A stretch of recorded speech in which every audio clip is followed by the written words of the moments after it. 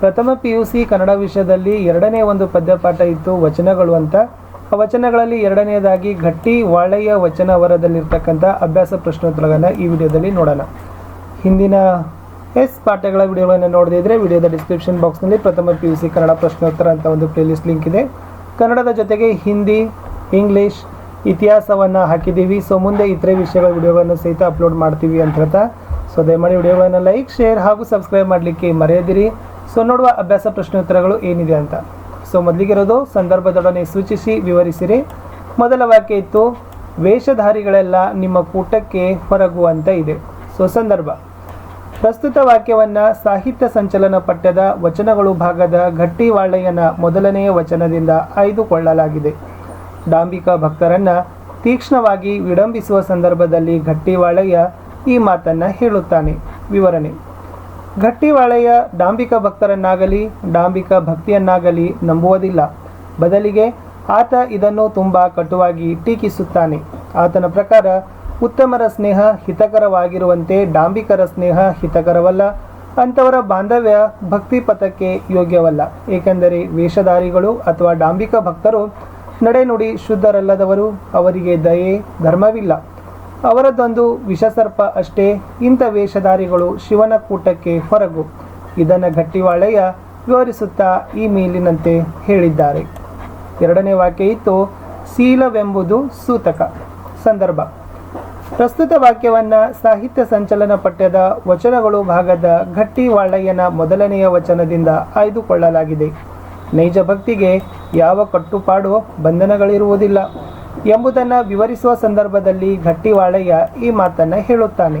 ವಿವರಣೆ, ಗಟ್ಟಿವಾಳೆಯನ ವಚನಗಳಲ್ಲಿ ಡಾಂಬಿಕ ಭಕ್ತಿಯ ತೀಕ್ಷ್ಣ ವಿಡಂಬನೆ ಇರುವಂತೆ ನೈಜ ಭಕ್ತಿಯ ಪರಿಯೂ ನಿರೂಪಿತವಾಗಿದೆ. ಆತನ ಪ್ರಕಾರ ನೈಜ ಭಕ್ತಿಗೆ ಯಾವ ಕಟ್ಟುಪಾಡು ಬಂಧನಗಳಿರುವುದಿಲ್ಲ. ಒಂದು ವೇಳೆ ಹಾಗೆ ಇದ್ದರೆ ಅದು ನೈಜ ಭಕ್ತಿಯ ಡಾಂಬಿಕ ಭಕ್ತಿ. ಅಂತೆಯೇ ಆತ ತಪವೆಂಬುದು ಬಂಧನ, ನೇಮವೆಂಬುದು ಕಟ್ಟುಪಾಡು, ಶೀಲವೆಂಬುದು ಸೂತಕ ಎಂದು ಬಹು ಸ್ಪಷ್ಟವಾಗಿ ಹೇಳುತ್ತಾನೆ. ಆತನ ಪ್ರಕಾರ ನಗೆ ಹೊಗೆಯಾಗಬಾರದು, ಆ ಹೊಗೆ ಜಗವಾಗಬಾರದು, ಏಕೆಂದರೆ ಅಂತಲ್ಲಿ ಶಿವನಿರುವುದಿಲ್ಲ ಎಂಬುದು ಗಟ್ಟಿವಾಳೆಯನ ನಿಲುವು. ಇದನ್ನು ವಿವರಿಸುತ್ತಾ ಆತ ಈ ಮೇಲಿನಂತೆ ಹೇಳುತ್ತಾನೆ. ಸೊ ಮೂರನೇ ವಾಕ್ಯ, ಭಾಷೆ ಹೀನರ ಕಂಡು ನಾಚಿಕೆಯಾಯಿತು. ಸಂದರ್ಭ, ಪ್ರಸ್ತುತ ವಾಕ್ಯವನ್ನು ಸಾಹಿತ್ಯ ಸಂಚಲನ ಪಠ್ಯದ ವಚನಗಳು ಭಾಗದ ಗಟ್ಟಿವಾಳೆಯನ ಮೊದಲನೆಯ ವಚನದಿಂದ ಆಯ್ದುಕೊಳ್ಳಲಾಗಿದೆ. ವೇಷಧಾರಿ ಭಕ್ತರನ್ನು ವಿಡಂಬಿಸುವ ಸಂದರ್ಭದಲ್ಲಿ ಗಟ್ಟಿವಾಳೆಯ ಈ ಮಾತನ್ನು ಹೇಳುತ್ತಾನೆ. ವಿವರಣೆ, ಭಾಷೆ ಹೀನರನ್ನು ಅಥವಾ ನಡೆನುಡಿ ಶುದ್ಧವಿಲ್ಲದ ವೇಷಧಾರಿ ಭಕ್ತರನ್ನು ಕಂಡರೆ ಗಟ್ಟಿವಾಳೆಯನಿಗೆ ಆಗದು. ಅಂಥವರನ್ನು ಆತ ತುಂಬ ಕಟುವಾಗಿ ವಿಡಂಬಿಸುತ್ತಾನೆ. ವೇಷಧಾರಿಗಳು ತನುವನ್ನು ಮರೆಯಬೇಕೆಂಬುದು ಗುರುವನ್ನು ತೋರಿಸುತ್ತಾರೆ, ಮನವನ್ನು ಮರೆಯಬೇಕೆಂದು ಲಿಂಗವನ್ನು ತೋರಿಸುತ್ತಾರೆ, ಧನವನ್ನು ಮರೆಯಬೇಕೆಂದು ಜಂಗಮನನ್ನು ತೋರಿಸುತ್ತಾರೆ. ಇದು ಭಾಷೆ ಹೀನರ ಲಕ್ಷಣ. ಏಕೆಂದರೆ ಗುರುಲಿಂಗ ಜಂಗಮಗಳು ನೈಜ ಭಕ್ತಿಗೆ ಬಳಕೆಯಾಗಬೇಕೇ ಹೊರತು ಹೀಗೆ ಭಾಷೆ ಹೀನರ ಡಾಂಬಿಕ ಭಕ್ತಿಗೆ ಬಳಕೆಯಾಗಬಾರದು. ನೈಜ ಭಕ್ತಿಯಲ್ಲಿ ತನುಮನ ಧನ ಯಾವುದನ್ನು ಮರೆಯುವಂತಿಲ್ಲ. ಅವೆಲ್ಲ ಶರಣ ಮಾರ್ಗದಲ್ಲಿ ನಡೆದು ಶಿವಾರ್ಪಿತವಾಗಬೇಕು. ಇದನ್ನು ವಿವರಿಸುತ್ತಾ ಗಟ್ಟಿವಾಳೆಯ ಈ ಮೇಲಿನಂತೆ ಹೇಳುತ್ತಾನೆ.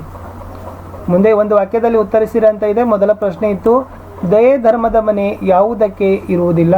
ಉತ್ತರ, ದಯೆ ಧರ್ಮದ ಮನೆ ಕೊಲ್ಲುವ ಆಯುಧಕ್ಕೆ ಇರುವುದಿಲ್ಲ. ಪ್ರಶ್ನೆ 2, ತಪವನ್ನು ಗಟ್ಟಿವಾಳೆಯ ಏನೆಂದು ಕರೆಯುತ್ತಾನೆ? ತಪವನ್ನು ಗಟ್ಟಿವಾಳೆಯ ಬಂಧನವೆಂದು ಕರೆಯುತ್ತಾನೆ. ಪ್ರಶ್ನೆ 3, ನಗೆಗೆ ಈಡಾಗುವುದು ಯಾವುದು? ನಗೆಗೆ ಈಡಾಗುವುದು ಕಟ್ಟಿನ ವ್ರತದ ಭಾಷೆ. ಪ್ರಶ್ನೆ 4, ಭಾಷೆ ಹೀನರ ಕಂಡಾಗ ಏನಾಯಿತು? ಭಾಷೆ ಹೀನರ ಕಂಡಾಗ ನಾಚಿಕೆಯಾಯಿತು. ಮುಂದಿನ ಪ್ರಶ್ನೆ, ಗಟ್ಟಿವಾಳೆಯನ ಅಂಕಿತ ಯಾವುದು? ಗಟ್ಟಿವಾಳೆಯನ ಅಂಕಿತ ಚಿಕ್ಕಯ್ಯ ಪ್ರಿಯ ಸಿದ್ಧಲಿಂಗ. ಇನ್ನು 2-3 ವಾಕ್ಯಗಳಲ್ಲಿ ಉತ್ತರಗಳನ್ನು ಬರೀಬೇಕು. ಮೊದಲ ಪ್ರಶ್ನೆ, 5 ಕಾಳೋಗರಗಳಿಗೆ ಏನೇನು ಇರುವುದಿಲ್ಲ? ಉತ್ತರ, ಕೈದುವಿಗೆ ದಯೆ ಧರ್ಮದ ಮೊನೆ ಇರುವುದಿಲ್ಲ. ಕಾಳೋಗರಕ್ಕೆ ದವಡೆಯಲ್ಲಿ ಅಮೃತದ ಸುದೆ ಇರುವುದಿಲ್ಲ. ಪ್ರಶ್ನೆ 2, ತಗಹು ಸೂತಕಗಳು ಯಾವುವು? ನೇಮವೆಂಬುದೇ ತಗಹು, ಶೀಲವೆಂಬುದೇ ಸೂತಕ. ಪ್ರಶ್ನೆ 3, ತನುಮನ ಧನಗಳನ್ನು ಮರೆಯಲು ಏನನ್ನು ತೋರುತ್ತಾರೆ? ಉತ್ತರ, ತನುಮನವನ್ನು ಮರೆಯಲು ಗುರುವನ್ನು ತೋರುತ್ತಾರೆ, ಮನವನ್ನು ಮರೆಯಲು ಲಿಂಗವನ್ನು ತೋರುತ್ತಾರೆ, ಧನವನ್ನು ಮರೆಯಲು ಜಂಗಮವನ್ನು ತೋರುತ್ತಾರೆ. ಮುಂದಿನ ಪ್ರಶ್ನೆ 5-6 ವಾಕ್ಯಗಳಲ್ಲಿ ಉತ್ತರಗಳನ್ನು ಬರಿಬೇಕು. ಮೊದಲ ಪ್ರಶ್ನೆ ಬಂತು, ಗಟ್ಟಿವಾಳೆಯ ವೇಷಧಾರಿಗಳನ್ನು ಕೂಟದಿಂದ ಹೊರಗೆ ಎನ್ನಲು ಕಾರಣಗಳೇನು? ಉತ್ತರ, ಗಟ್ಟಿವಾಳೆಯ ವೇಷಧಾರಿಗಳನ್ನು ಕೂಟದಿಂದ ಹೊರಗೆ ಎನ್ನಲು ಡಾಂಬಿಕತನವೇ ಮೂಲ ಕಾರಣ. ಗಟ್ಟಿವಾಳೆಯನ ಪ್ರಕಾರ ವೇಷಧಾರಿಗಳು ನಿಜವಾದ ಭಕ್ತರಲ್ಲ, ಡಾಂಬಿಕ ಭಕ್ತರು. ಡಂಬತನವೇ ಅವರ ಭಕ್ತಿಗೆ ಮೂಲ ತಳಹದಿಯಾಗಿರುತ್ತದೆ, ಕಾರಣವಾಗಿರುತ್ತದೆ. ಡಾಂಬಿಕರು ಭಕ್ತಿಯಲ್ಲಿ ಕೂಡಿ ಸಮಯವನ್ನು ಹಾಳುಗೆಡಯಿದ ಮಾತ್ರಕ್ಕೆ ಭಕ್ತರಾಗುವುದಿಲ್ಲ. ಅಂಥವರು ದಯಧರ್ಮದ ಮೊನೆ ಇಲ್ಲದ ಕೈದುವಿನದ್ದಂತೆ, ಅಮೃತದ ಸುದೆ ಇಲ್ಲದ ಕಾಲೋಗರವಿದ್ದಂತೆ. ಇಂಥ ವೇಷಧಾರಿಗಳು ಕೂಟದಿಂದ ಹೊರಗು ಎನ್ನುತ್ತಾರೆ ಗಟ್ಟಿವಾಳೆಯ. ಮುಂದಿನ ಪ್ರಶ್ನೆ, ವ್ರತಗಳನ್ನು ಕುರಿತಂತೆ ಗಟ್ಟಿವಾಳೆಯನ ನಿಲುವೇನು? ಉತ್ತರ, ವೃತಗಳನ್ನು ಕುರಿತಂತೆ ಗಟ್ಟಿವಾಳೆಯನ ನಿಲುವು ತುಂಬ ಸ್ಪಷ್ಟವಾದದ್ದು. ಡಾಂಬಿಕ ಭಕ್ತರ ವೃತಗಳನ್ನು ಆತ ತುಂಬ ತೀಕ್ಷ್ಣವಾಗಿ ವಿಡಂಬಿಸುತ್ತಾನೆ. ಆತನ ಪ್ರಕಾರ ತಪವೆಂಬುದು ಬಂಧನ, ನೇಮವೆಂಬುದು ಕಟ್ಟುಪಾಡು. ಈ ಕಟ್ಟುಪಾಡಿನ ವೃತದ ಭಾಷೆ ಎಂಬುದು ನಗೆಗೆಡೆಯಾಗುವಂತಹುದು. ನಗೆ ಹೊಗೆಯಾಗಬಾರದು, ಹೊಗೆ ಜಗವಾಗಬಾರದು, ಅಂತಲೇ ಪರಮಾತ್ಮನಿರುವುದಿಲ್ಲ ಎಂಬುದು ಗಟ್ಟಿವಾಳೆಯನ ದಿಟ್ಟ ನಿಲುವು. ಕಡೆ ಪ್ರಶ್ನೆ, ಗಟ್ಟಿವಾಳೆಯನ ವಚನಗಳ ಆಶಯವೇನು? ಉತ್ತರ, ಗಟ್ಟಿವಾಳೆಯನ ವಚನಗಳ ಆಶಯ ವೇಷಧಾರಿ ಭಕ್ತರ ಹಾಗೂ ಅವರ ಡಾಂಬಿಕ ಭಕ್ತಿಯ ವಿಡಂಬನೆ. ದಯೆ ಧರ್ಮವಿಲ್ಲದವರು ಯಾವತ್ತೂ ಭಕ್ತರಾಗಲಾರರು ಎಂಬುದು ಆತ ತನ್ನ ಮೊದಲ ವಚನದಲ್ಲಿ ಬಹು ಸುಂದರವಾಗಿ ಸ್ಪಷ್ಟಪಡಿಸಿದ್ದಾನೆ. ವೇಷಧಾರಿಗಳು ಕೂಟ ಮಾಡಿ ಸಮಯ ಕಳೆದ ಮಾತ್ರಕ್ಕೆ ಭಕ್ತರಾಗುವುದಿಲ್ಲ. ಅವರು ದಯೆ ಧರ್ಮವಿಲ್ಲದ ಕೈದುವಿದ್ದಂತೆ, ಅಮೃತದ ಸುದೆ ಇಲ್ಲದ ಕಾಳೋಗರವಿದ್ದಂತೆ. ಅಂಥವರು ಶಿವನ ಕೂಟಕ್ಕೆ ಹೊರಗು ಎನ್ನುತ್ತಾನೆ ಗಟ್ಟಿವಾಳೆಯ. ನೈಜ ಭಕ್ತಿಗೆ ಯಾವುದೇ ಕಟ್ಟುಪಾಡು ಬಂಧನಗಳಿಲ್ಲದಿರುವೆಂಬ ಆಶಯ 2ನೆಯ ವಚನದ್ದು. ಇನ್ನು 3ನೆಯ ವಚನ, ತನು ಮನವನ್ನ ಮರೆಯಲು ಗುರುಲಿಂಗ ಜಂಗಮವನ್ನು ತೋರಿಸುವ ವೇಷಧಾರಿಗಳನ್ನು ವಿಡಂಬಿಸುವ ಆಶಯವನ್ನು ಹೊಂದಿದೆ. ಇಷ್ಟು ಈ 11ನೆಯ ತರಗತಿಯ 2ನೇ ಪಾಠದಲ್ಲಿರ್ತಕ್ಕಂಥದ್ದು ಗಟ್ಟಿವಾಳೆಯನ ವಚನಗಳಂತಕ್ಕಂಥ ಭಾಗದ ಪ್ರಶ್ನೋತ್ತರಗಳನ್ನು ನೋಡಿದ್ದೀವಿ. ಸೊ ವಿಡಿಯೋವನ್ನು ತಾವೆಲ್ಲರೂ ಕೂಡ ಲೈಕ್ ಮಾಡಬೇಕು. ಆಮೇಲೆ ನಿಮ್ಮದೇ ಆಗಿರ್ತಕ್ಕಂಥ ಫ್ರೆಂಡ್ ಸರ್ಕಲ್ಗಳಿಗೆ ಈ ವಿಡಿಯೋಗಳನ್ನು ಶೇರ್ ಮಾಡಬೇಕು. ಸೊ ಕನ್ನಡದ ಜೊತೆಗೆ ಇಂಗ್ಲೀಷ್, ಹಿಂದಿ, ಹಿಸ್ಟ್ರಿಯಲ್ಲಿ ಕೂಡ ಫಸ್ಟಾಗಿ ವಿಡಿಯೋಗಳನ್ನು ಹಾಕ್ತಾ ಇದ್ದೀವಿ.